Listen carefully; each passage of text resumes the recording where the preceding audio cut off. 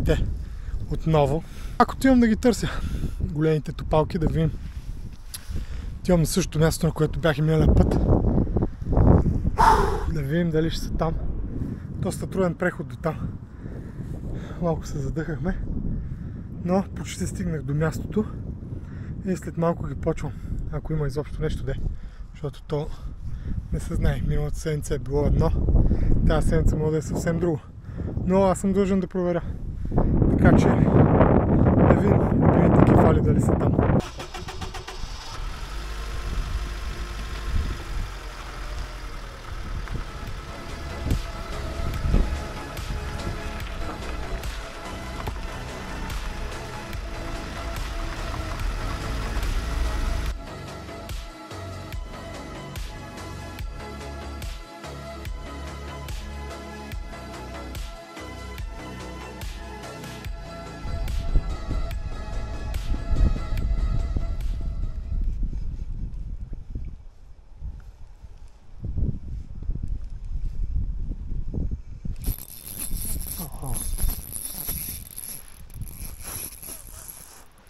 Ужас, ужас, ужас.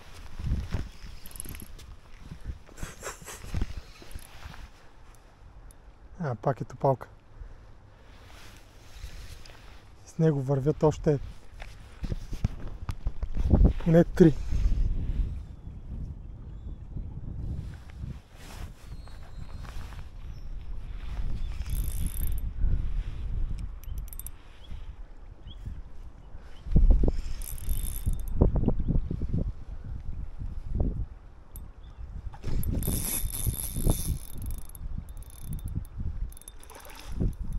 Бас.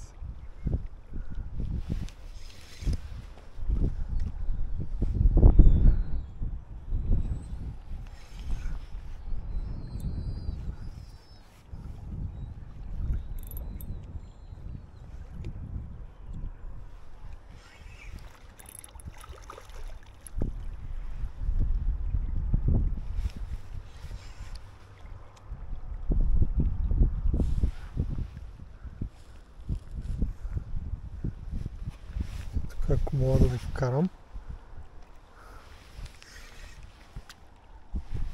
В пристана. Оп.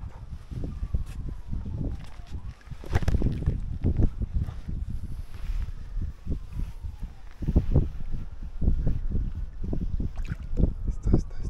О, баци тюплека.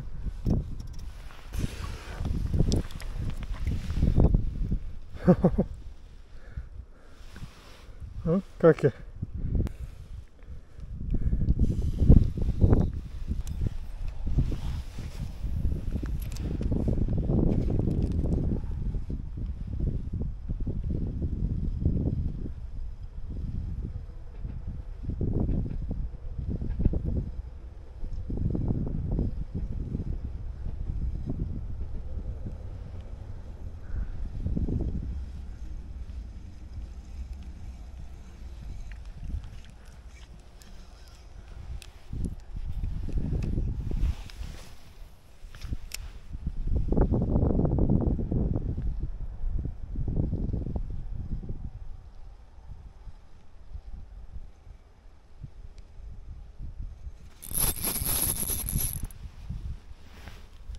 А сега е проблем, че тук е много плитко.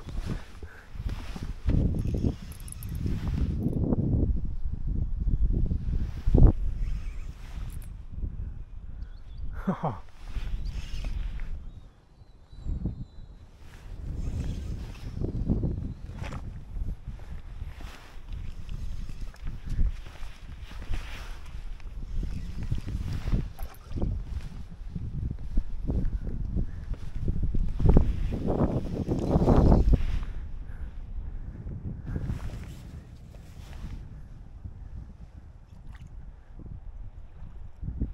Това е малко по-малък.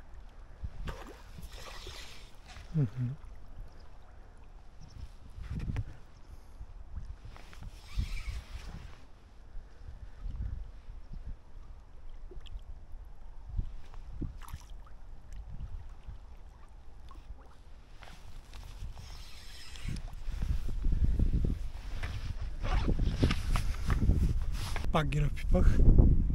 Фанах 3, 4 и един изпуснах. Перфектно, всички риби са над 40 см. Супер борбени. Тук в това течение е направо уникален кеф. Фащам на воблери.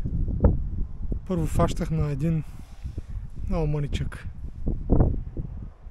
воблер, само че при едно от хвърлянията имаше среща с камъните отпреде, защото скобата на макарата ми я затворих без да исках като фърлям и за съжаление му се щупи лопатката, както и се напука самия воблер. Но това няма никакво значение, защото смених на друг подобен. Сега ще го покажа. Его. Пак такъв подобен на този. И на него фанах една и изтървах още една риба. Така че рибите си кълват, няма проблеми. Без значение какъв воблер им сложа. Си взимат. Макар че някои хора ще ви кажат друго, нали, че само на определени воблери кълве, ама да знаете има ли риба, не е вярно. Кълве си на всичко без изключения. Така че за сега съм метнал 3 различни воблера и съм фанал и на трите. На единия изтървах. Не можах да я хвана, но изтървах. Доста добре. Значи въдицата, с която ловя от около 2 месеца може би, защото старата си я счупих доста налепо, е Raptor Cloud.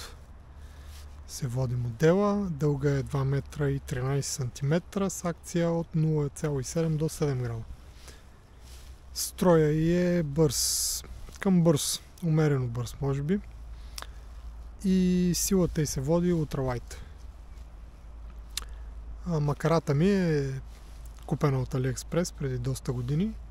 Също съм много доволен от нея. Не беше изобщо скъпа, някъде около 90 лева. Именно Tsurinoya EPS, модел 1000. Ползваме, както казах, от 4 години и мога да кажа, че е супер куче. Много добра макара, за 90 лева нищо повече не мога да искаш от тази макара. Въжето ми е 0,3 по японската.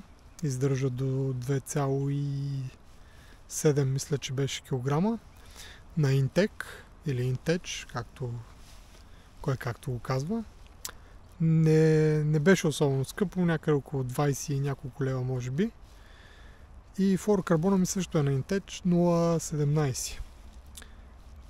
Напълно достатъчен, вадил съм по кило и половина кефали, няма проблеми, за сега нямам късане. На всичките неща ще оставя линкове долу по-подробно в описанието. Който иска може да ги разгледа. Линковете ще са към сайта на онлайн магазин на Слука. И както имам и код за отстъпка там. FM7. И който иска може да ползва, като въведе кода при закупуване на някакъв си продукт, може да ползва 7% отстъпка. Ако желая.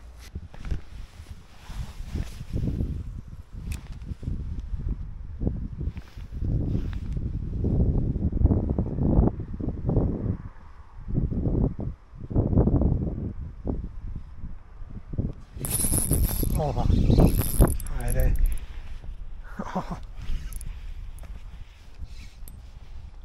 О, екстра. Поредната топалчета. Това хубаво е стъчи.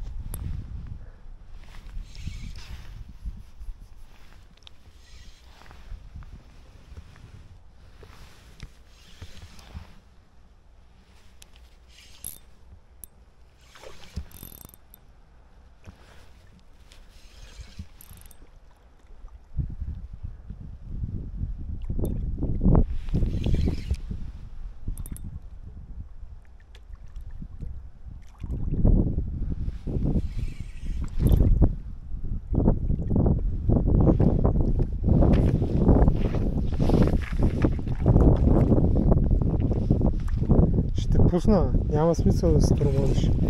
Ела.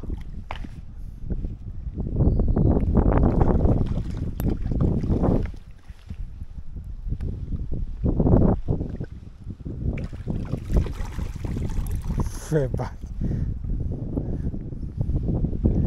Това може би е най-малко от всички да спомнах днес. Паче е борбан. Ела, ще откача тигър.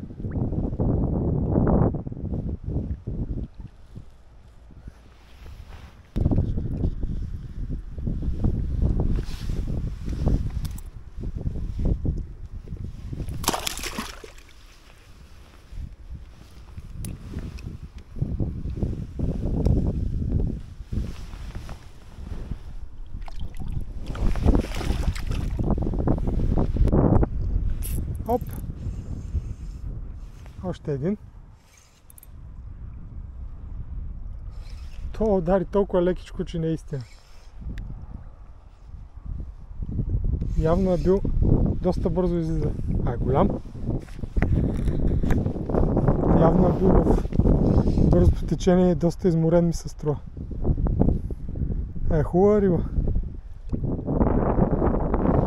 Моля да го пусна без да го вадя от водата. Евентуално. Или пък да му щакна една снимка.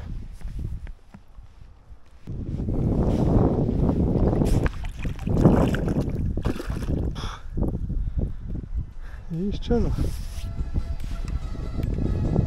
И толкова за днеска. Почна да духа зверски вятър, ураган направо. И почва да вали доста стабилно. Така че е време да приключваме. Фанах страшно много риби. Само големи.